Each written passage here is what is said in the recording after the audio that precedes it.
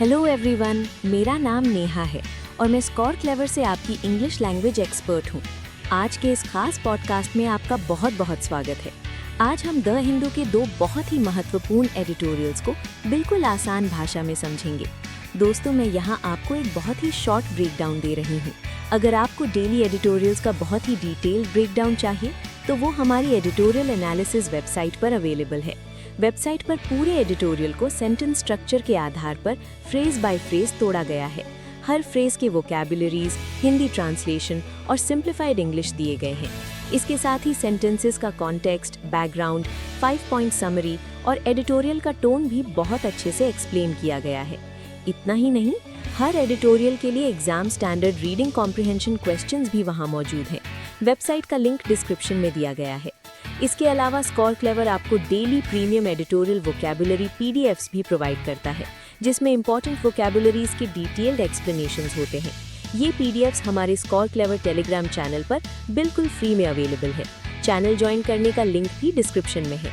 मेरा आप सभी से एक निवेदन है, अगर आपको कोई एक्सप्लेनेशन समझ ना आए तो feel free to pause, video को बीच में रोकें, सेंटेंस को एनालाइज करें और जब मीनिंग समझ आ जाए तो उस सेंटेंस को थोड़ा जोर से 2 बार पढ़ें। मैं वादा करती हूँ, अगर आप बिगिनर्स हैं और इस तरह से प्रैक्टिस करते हैं तो सिर्फ 6 महीने में आपकी इंग्लिश नॉलेज ड्रास्टिकली इम्प्रूव हो जाएगी। तो चलिए बिना किसी देरी के आज का पहला एडिटोरियल शुरू करते हैं। आज के पहले एडिटोरियल का टाइटल है arrest the grief on illegal sand mining in central India. दुख को रोकें, मध्य भारत में अवैध रेत खनन पर। सब टाइटल है livelihood issues are at the heart of illegal sand mining in central India. मध्य भारत में अवैध रेत खनन के मूल में आजीविका के मुद्दे हैं। अब हम इसे सेंटेंस बाय सेंटेंस समझेंगे। द नेशनल चंबल घड़ियाल sanctuary in central India protects a lotic ecosystem. मध्य भारत में राष्ट्रीय चंबल घड़ियाल अभयारण्य एक लोटिक पारिस्थितिकी तंत्र की रक्षा करता है। यहाँ लोटिक इकोसिस्टम का मतलब है बहते हुए पानी का सिस्टम, जैसे नदी या झरना। Across an area straddling 3 states, जो 3 राज्यों में फैले हुए क्षेत्र में है। स्ट्रैडलिंग का मतलब होता है दोनों तरफ फैला हुआ होना। Its existence is crucial for the critically endangered घड़ियाल। इसका अस्तित्व गंभीर रूप से लुप्तप्राय घड़ियाल के लिए महत्वपूर्ण है। क्रिटिकली एंडेंजर्ड मतलब वो प्रजातियां जिनके खत्म होने का बहुत ज्यादा खतरा है। The red crowned roofed turtle and the endangered Ganges river dolphin, लाल मुकुट वाले छत वाले कछुए और लुप्तप्राय गंगा नदी डॉल्फिन के लिए भी। All 3 species depend on sand to survive। ये तीनों प्रजातियां जीवित रहने के लिए रेत पर निर्भर है, विशेष रूप से नदी के रेतीले किनारों और रेत के टीलों पर। Yet organized crime and state paralysis have been stealing away just that sand। फिर भी संगठित अपराध और सरकारी निष्क्रियता उसी रेत को चुरा रही है। स्टेट पैरालिसिस का मतलब है जब सरकार कोई एक्शन नहीं ले पाती या पंगु हो जाती है। Prompting the Supreme Court of India to call the local sand mining mafia modern dacoits, जिसने भारत के सर्वोच्च न्यायालय को स्थानीय रेत खनन माफिया को आधुनिक डाकू कहने के लिए प्रेरित किया है। The mafia erupted to meet the demand for sand during North India's construction boom। ये माफिया उत्तर भारत में निर्माण बूम के दौरान रेत की मांग को पूरा करने के लिए उभरा and has been able to exploit gaps in jurisdiction among the 3 states, Rajasthan, Madhya Pradesh और उत्तर प्रदेश के बीच अधिकार क्षेत्र की खामियों का फायदा उठाने में सक्षम रहा है। जुरिस्डिक्शन मतलब किसी क्षेत्र पर लीगल अधिकार। Despite the court and the National Green Tribunal banning the activity, भले ही अदालत और राष्ट्रीय हरित अधिकरण ने इस गतिविधि पर प्रतिबंध लगा दिया है। State governments have also abetted this ploy by passing the buck on acting against the mafia। राज्य सरकारों ने भी माफिया के खिलाफ कार्रवाई करने की जिम्मेदारी एक दूसरे पर टालकर इस चाल को बढ़ावा दिया है। अबेटेड का मतलब होता है किसी गलत काम में मदद करना, और पासिंग द बक एक इडियम है जिसका मतलब है अपनी जिम्मेदारी दूसरों पर डाल देना। Between 2017 and 2024, tractor trolleys laden with illegally mined sand mowed down forest guards and police officers। 2017 से 2024 के बीच अवैध रूप से खनी गई रेत से लदी ट्रैक्टर ट्रॉलियों ने वन रक्षकों और पुलिस अधिकारियों को कुचल दिया। मोड डाउन का मतलब होता है बेरहमी से गाड़ी चढ़ाकर मार देना। while miners also shot at police during raids, जबकि माइनर माफियाओं ने छापेमारी के दौरान पुलिस पर गोलियां भी चलाईं। The police reported that miners had also begun to use local villagers to track the movement of patrol vehicles using mobile apps and GPS. Police ने बताया कि खनन माफियाओं ने मोबाइल ऐप और जीपीएस का उपयोग करके गश्ती वाहनों की आवाजाही को ट्रैक करने के लिए स्थानीय ग्रामीणों का उपयोग करना शुरू कर दिया था। By 2023, reports indicated that mining syndicates in the Gwalior-Chambal region were using semi-automatic weapons. 2023 तक रिपोर्टों से संकेत मिला कि ग्वालियर-चंबल क्षेत्र में खनन सिंडिकेट अर्ध स्वचालित हथियारों का उपयोग कर रहे थे। सिंडिकेट्स का मतलब होता है संगठित अपराधियों का समूह, often outgunning the local forest departments, जो अक्सर स्थानीय वन विभागों पर भारी पड़ते थे। Outgunning मतलब दुश्मनों से ज्यादा और बेहतर हथियार होना। Frustrated with having failed to staunch the bleeding, इस नुकसान को रोकने में विफल रहने से। Staunch the bleeding एक मुहावरा है जिसका मतलब है किसी भारी नुकसान को रोकना।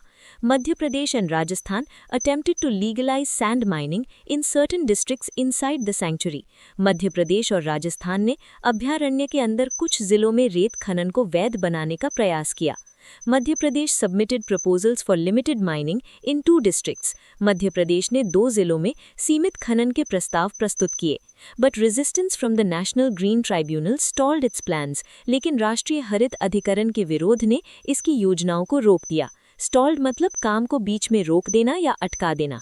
And the state subsequently withdrew them, और राज्य ने बाद में उन्हें वापस ले लिया।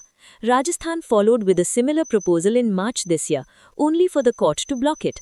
राजस्थान ने इस साल मार्च में इसी तरह का प्रस्ताव रखा, लेकिन अदालत ने इसे रोक दिया। Traditional agriculture is difficult in the Chambal ravines. Chambal के बीहड़ों में पारंपरिक कृषि मुश्किल है। Ravines का मतलब होता है गहरी खाइयां या बीहड़। Leaving many young men to turn to mining sand for a living, जिसके कारण कई युवा आजीविका के लिए रेत खनन की ओर मुड़ने को मजबूर हैं। The mafia recruits them as foot soldiers. Mafia उन्हें जमीनी स्तर के कार्यकर्ताओं के रूप में भर्ती करता है। Foot soldiers मतलब सबसे निचले स्तर के काम करने वाले लोग। Leaving forest officials to face public anger when they militate against the mafia. जिसलिए जब वन अधिकारी माफिया के खिलाफ कार्रवाई करते हैं तो उन्हें जनता के गुस्से का सामना करना पड़ता है। Militate का मतलब होता है किसी चीज के खिलाफ काम करना या संघर्ष करना। The court took suo moto cognizance of Rajasthan's measure. अदालत ने राजस्थान के इस कदम का स्वतः संज्ञान लिया। Suo moto cognizance एक कानूनी शब्द है जिसका मतलब है जब अदालत बिना किसी शिकायत के खुद अपनी मर्जी से किसी मामले पर एक्शन लेती है। With Justice Sandeep Mehta last week reminding the state of the National Security Act and the State-Specific Gunda Act, जिसमें न्यायमूर्ति संदीप मेहता ने पिछले हफ्ते राज्य को राष्ट्रीय सुरक्षा अधिनियम और राज्य विशिष्ट गुंडा अधिनियम की याद दिलाई। The court's frustration is understandable. अदालत की निराशा समझ में आती है।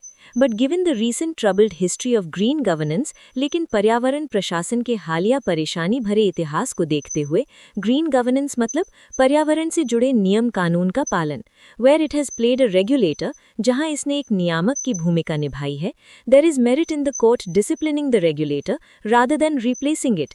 अदालत द्वारा नियामक को बदलने के बजाय इसे अनुशासित करने में अधिक समझदारी है। The lesson from Chambal's violent history is that force alone cannot quiet an economy feeding on grievance. Chambal के हिंसक इतिहास से ये सबक मिलता है कि केवल बल प्रयोग से शिकायतों पर पलने वाली अर्थव्यवस्था को शांत नहीं किया जा सकता। ग्रीवेंस का मतलब है शिकायत या असंतोष। Sweeping crackdowns will deepen local resentment. व्यापक और कठोर कार्रवाई स्थानीय नाराजगी को और गहरा करेगी। Sweeping crackdowns मतलब अचानक और बहुत सख्त कानूनी कार्रवाई। And entrench the same social cover that sustains the syndicates. और उसी सामाजिक आवरण को मजबूत करेगी जो syndicates को जीवित रखता है। Entrench का मतलब है किसी चीज को बहुत मजबूती से स्थापित कर देना। Lasting change will come only from restoring lawful livelihoods and credible even-handed enforcement. स्थायी परिवर्तन केवल वैध आजीविका बहाल करने से और विश्वसनीय निष्पक्ष कानून लागू करने से ही संभव है। Even-handed का मतलब होता है जो सबके साथ एकदम समान और निष्पक्ष व्यवहार करे। तो दोस्तों, अगर हम इस पहले एडिटोरियल के टोन की बात करें तो इसका टोन एनालिटिकल है। ऐसा इसलिए क्योंकि लेखक सिर्फ समस्या को बता नहीं रहा है, बल्कि वो चंबल में अवैध खनन के पीछे के सामाजिक और आर्थिक कारणों का गहराई से विश्लेषण कर रहा है। वो बता रहा है कि कैसे बेरोजगारी और खेती की कमी युवाओं को माफिया की तरफ धकेल रही है और इसका समाधान क्या होना चाहिए। अब हम अपने दूसरे एडिटोरियल की तरफ बढ़ेंगे, लेकिन उससे पहले एक बहुत ही खास जानकारी आप सभी के लिए। दोस्तों, क्या आप भी वोकैबुलरीज, इडियम्स एंड फ्रेजेस याद करते हैं और कुछ ही दिनों में भूल जाते हैं? अगर हाँ, तो अब आपकी ये परेशानी हमेशा के लिए खत्म होने वाली है। गूगल प्ले स्टोर पर मौजूद स्कोर क्लेवर ऐप आपकी इस समस्या का एकदम पक्का इलाज है। इस ऐप में एक यूनिक न्यू लर्निंग टेक्निक का इस्तेमाल किया गया है। ये ऐप आर्टिफिशियल इंटेलिजेंस का इस्तेमाल करके ये प्रिडिक्ट कर लेता है कि आप कोई याद की हुई जानकारी कब भूलने वाले हैं, और ठीक उसी वक्त ये ऐप आपसे वो चीज़ रिवाइज करवा लेता है। इसका मतलब है कि जो आप एक बार सीखेंगे वो आप जिंदगी में कभी नहीं भूलेंगे। है ना कमाल की बात? तो आज ही गूगल प्ले स्टोर से स्कोर क्लेवर ऐप डाउनलोड करें।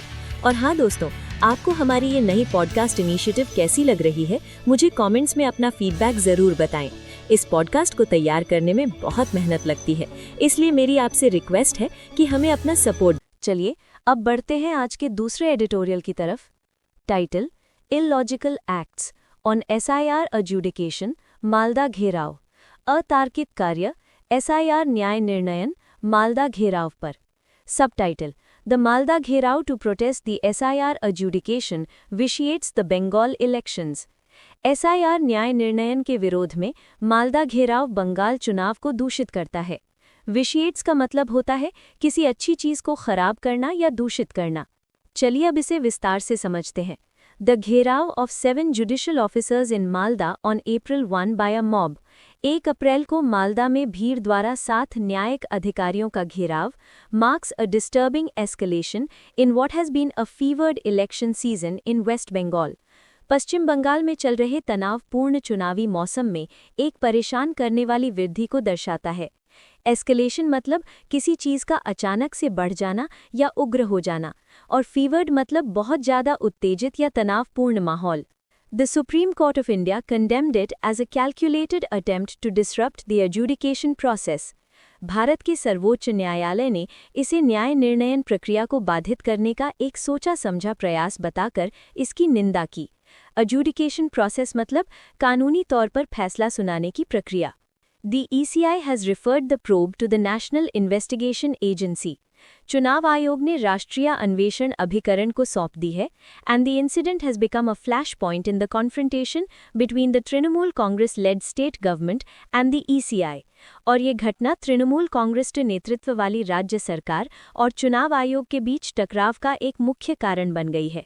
फ्लैश पॉइंट का मतलब होता है वो बिंदु जहां से अचानक गुस्सा या हिंसा भड़क उठे। Over the Special Intensive Revision Exercise and its aftermath, विशेष गहन संशोधन अभ्यास और उसके परिणामों को लेकर।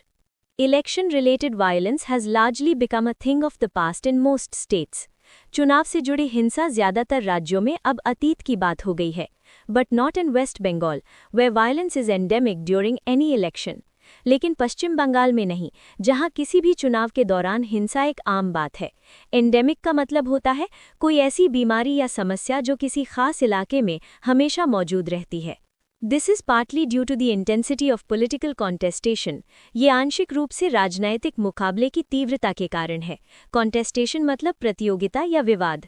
During the era of left front dominance, elections were battlegrounds for area dominance between the left and the TMC. वाम मोर्चे के प्रभुत्व के दौर में चुनाव वामपंथियों और टीएमसी के बीच क्षेत्रीय प्रभुत्व के लिए युद्ध थे। The state pioneered Panchayati institutions in India. राज्य ने भारत में पंचायती संस्थाओं की शुरुआत की। पायनियर्ड का मतलब होता है किसी नए काम की सबसे पहले शुरुआत करना, which led to significant politicization at even the local level, जिसके कारण स्थानीय स्तर पर भी महत्वपूर्ण राजनीतिकरण हुआ। With a largely rural economy and little industrialization, एक बड़ी ग्रामीण अर्थव्यवस्था और कम औद्योगिकरण के साथ, electoral contests were also about who controlled the power to distribute patronage. चुनावी मुकाबले इस बात को लेकर भी थे कि संरक्षण बांटने की शक्ति किसके पास है। पेट्रोनेज का मतलब होता है जब कोई ताकतवर इंसान अपने समर्थकों को फायदे, नौकरी या पैसे देता है। Today, the left front is a shell of its former self. आज वाम मोर्चा अपने पुराने स्वरूप की केवल एक परछाई मात्र रह गया है।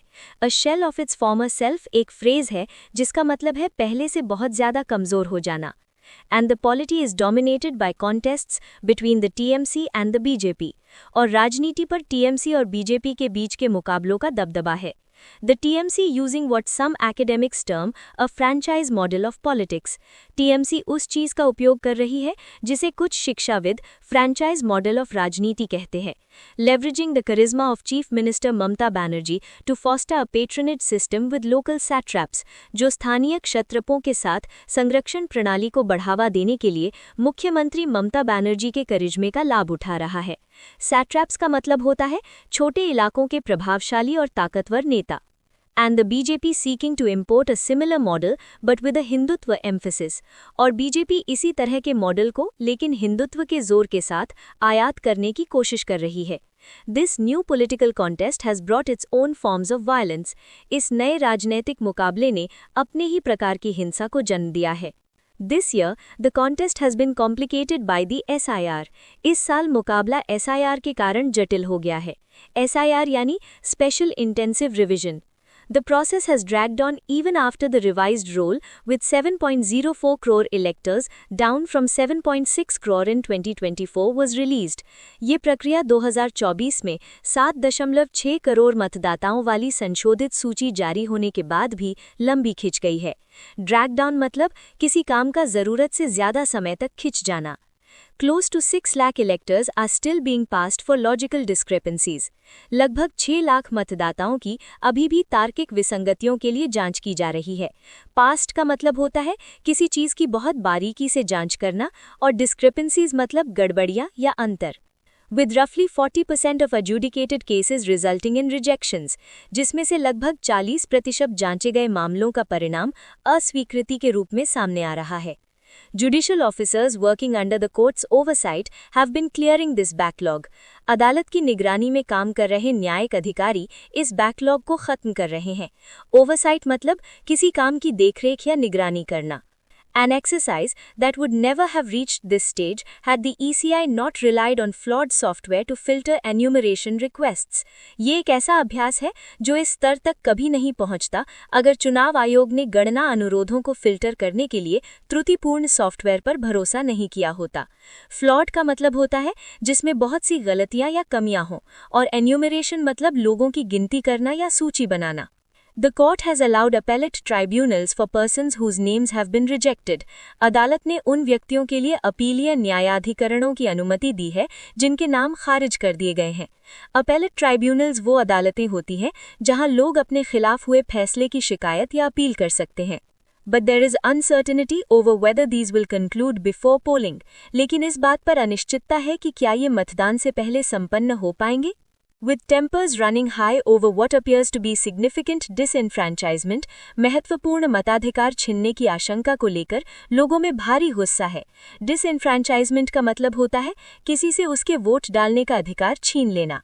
Electors and political leaders in affected areas allege that the deletions have disproportionately hit the minority Muslim community. प्रभावित क्षेत्रों के मतदाताओं और राजनीतिक नेताओं का आरोप है कि इन कटौतियों ने अल्पसंख्यक मुस्लिम समुदाय को असंगत रूप से प्रभावित किया है. डिस्प्रोपोर्शनेटली मतलब जब किसी एक ग्रुप पर जरूरत से ज्यादा और अनुचित प्रभाव पड़े. The resort to illegal methods of protest such as the Malda घेराव has vitiated the election process. Malda घेराव जैसे विरोध के अवैध तरीकों का सहारा लेने से चुनाव प्रक्रिया दूषित हो गई है. Resort to का मतलब होता है किसी बुरे या आखिरी तरीके का सहारा लेना. A more electoral-friendly approach to the SIR by the ECI, along with effective interventions by the court, could have avoided much of the public anger. चुनाव आयोग द्वारा SIR के प्रति अधिक मतदाता अनुकूल दृष्टिकोण और साथ ही अदालत द्वारा प्रभावी हस्तक्षेप जनता के गुस्से को काफी हद तक टाल सकता था. West Bengal's political leaders must tamp down the rhetoric, not inflame it. पश्चिम बंगाल के राजनीतिक नेताओं को अपनी बयानबाजी को कम करना चाहिए, ना कि इसे भड़काना चाहिए. टैम्प डाउन का मतलब होता है किसी भावना या गुस्से को कम करना. रेट्रिक मतलब भड़काऊ और प्रभावशाली भाषण, और इन्फ्लेम मतलब आग में घी डालना या स्थिति को और बिगाड़ना. अगर हम इस दूसरे एडिटोरियल के टोन की बात करें तो इसका टोन क्रिटिकल है. लेखक ने यहाँ चुनाव आयोग के खराब सॉफ्टवेयर, राजनीतिक नेताओं की भड़काऊ बयानबाजी और मालदा में भीड़ द्वारा किए गए घेराव की बहुत स्पष्ट रूप से आलोचना की है. तो दोस्तों, ये था हमारा आज का एडिटोरियल एनालिसिस. जाने से पहले आपके लिए एक शानदार खबर क्या आप इंग्लिश वोकैबुलरी में चैंपियन बनना चाहते हैं? तो ज्वाइन कीजिए हमारा एडिटोरियल वोकैब लीग क्विज, जो टेलीग्राम पर डेली शाम 7 बजे लाइव होता है। जी हाँ, इसे आप IPL फॉर एडिटोरियल वोकैबुलरी मान सकते हैं। इसमें हम दिन के एडिटोरियल की सारी इंपॉर्टेंट वोकैबुलरी कवर करते हैं। इसमें मंथली लीग्स होते हैं, स्कोर्स मेंटेन किए जाते हैं और बेहतरीन रिवॉर्ड्स भी दिए जाते हैं। ये पढ़ाई को मजेदार बनाने का सबसे बढ़िया तरीका है। चैनल का ज्वाइनिंग लिंक डिस्क्रिप्शन में दिया गया है, तो अभी जाइए और वोकैब लीग का हिस्सा बनिए। आज के लिए बस इतना ही। मैं नेहा आपसे विदा लेती हूँ। अच्छे से पढ़ते रहिए और आगे बढ़ते रहिए। Take care.